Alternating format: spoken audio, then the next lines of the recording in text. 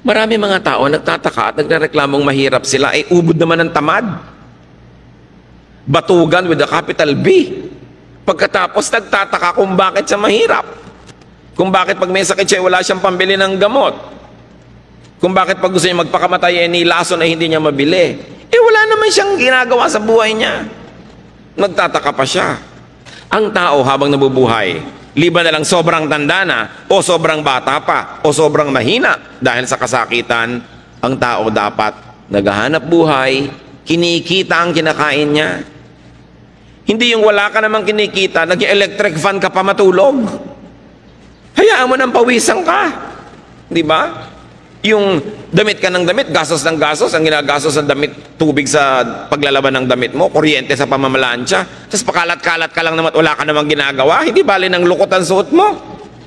Lumalaki lang ang gasto sa buhay. Ang kinakabit ng mga wax sa buhok ay kutakot-takot, pahingi pa na hingi ng pang-load, ang gusto pang cellphone, yung may folding bed sa loob, wala namang kita. Puro yabang. Yung mga ganon, ang mga nagugutom, o kaya yung mga ganon, ang sobrang kawawa, ang mga kamag-anak na kumikita dahil nakadagan, nakasipsip, no, ng dugo ng kapwa. Dapat, pinapayagan natin, tinutulungan at pinapalakas ang loob ng mga naghahanap buhay talaga. Paano ginagawa yon? Huwag istorbohin.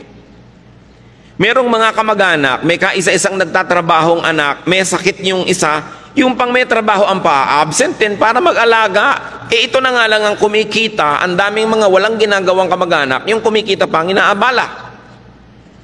May mga babaeng walang ginawa kundi mag-text sa asawa at pauwi ng pauwi, nagtatrabaho yung asawa. Nananabik lang pala na may mga kasama. No? Libangin mo ang sarili mo, makipag-usap ka sa anino mo, makipag-chess ka sa anino mo, huwag mong istorbohin yung nagtatrabaho. Diba?